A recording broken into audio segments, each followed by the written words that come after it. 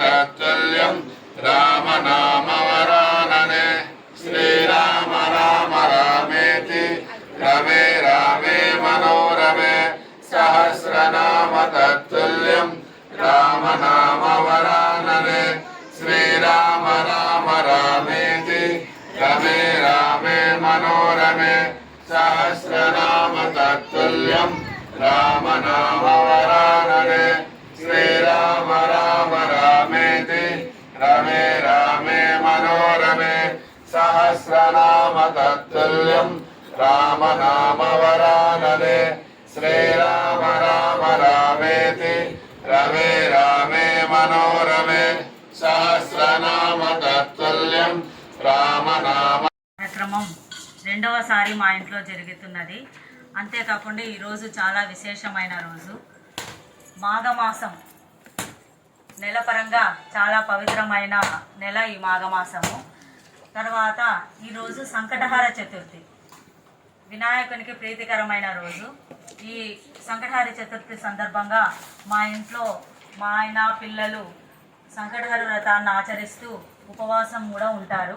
ఈరోజే ఈ దైవ కార్యక్రమం మా ఇంట్లో కలగడం నాకు చాలా అదృష్టంగా భావిస్తున్నాను. అంతేకాకుండా మొన్న మంగళవారం రోజు నేను శ్రీ సుందరకాండ పారాయణం చేశాను. మంగళవారం సుందరకాండ పారాయణం చేశానో లేదో శ్రీరాముడు మీ ఇంటికి వస్తానని అడిగి మరీ మా ఇంటికి వచ్చాడు. నిజంగా నాకు ఇది చాలా సంతోషంగా ఉన్నది.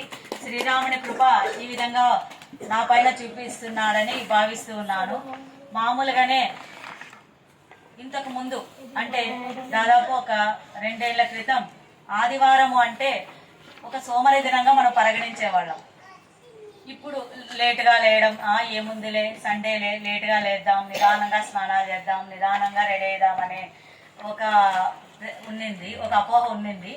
కానీ మన గురువు గారు హరికిషోర్ గారి వల్ల తను రామదండు కార్యక్రమాన్ని మొదలు పెట్టడం, ఆదివారం కూడా అదేమంటే శనివారం సాయంత్రం నుంచే రేపు ఆదివారము కిషోర్ని ఇంకా మెసేజ్ పెట్టినాడా, ఎక్కడ లొకేషను, ఎక్కడ అడ్రస్ అని శనివారం నుంచే మనము హుషారైపోతున్నాము.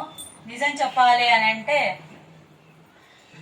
సూర్యుడికి చాలా ప్రీతికరమైన దినం ఆదివారం.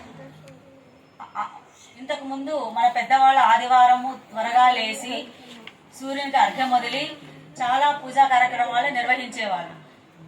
దానివల్ల సూర్యుడు మనకు ఆరోగ్యాన్ని కలిగిస్తాడు కాబట్టి మన ఆరోగ్యాలు కూడా బాగుండేవి.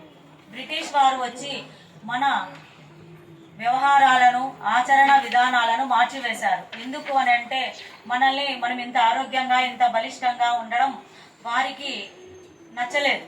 అందుకని ఆదివారాన్ని సెలవు దినంగా ప్రకటించి మధుమాంసాలకు ఒక సోమవారి దినంగా చేసేసినారు. మనము దాన్నే ఫాలో అవుతూ ఉన్నాము. కాబట్టి మనము ప్రతి ఒక్కరూ ఆదివారాన్ని ఒక పర్వదినంగా ప్రతి ఒక్కరూ చేయాలి. ఉదయాన్నే సూర్యుడు ఉదయించక ముందే లేయడము, సూర్యునికి అర్ఘ్యం వదలడము, మనకు ఎన్ని వీలైతే అవి పూజా కార్యక్రమాలను నిర్వహించడము, ఇలా చేస్తూ ఉంటే మన ఆరోగ్యాలు సిరి సంపదలు అన్నీ కలుగుతాయి. కావున ప్రతి ఒక్కరూ రామదండు కార్యక్రమానికి విచ్చేయండి. ఇంకొకటి ఏమైందంటే రామదండు కార్యక్రమం మా ఇంట్లో అప్పుడే అయిపోయింది అనేది కాదు. పూజ అనేది అయిపోయింది అనే ప్రసక్తే లేదు. మనలో ఊపిరినంత వరకు, మన ఊపిరి పోయిన తర్వాత కూడా మన ఆత్మ పూజా కార్యక్రమాల్లో పాల్గొనాలి. అలా జరగాలి అంటే నిరంతరం రామనామ ధ్యానం జరుగుతూ ఉండాలి.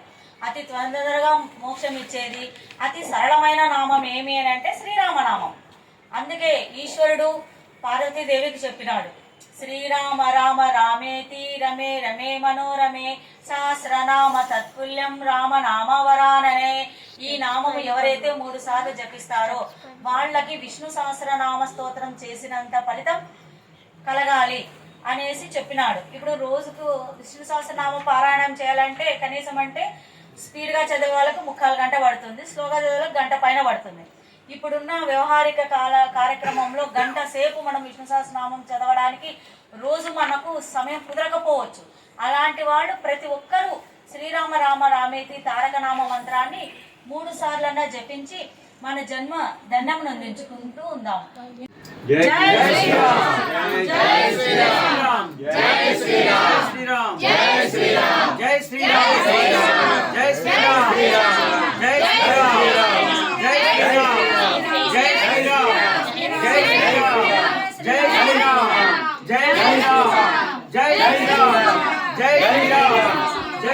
శ్రీరామ్ జై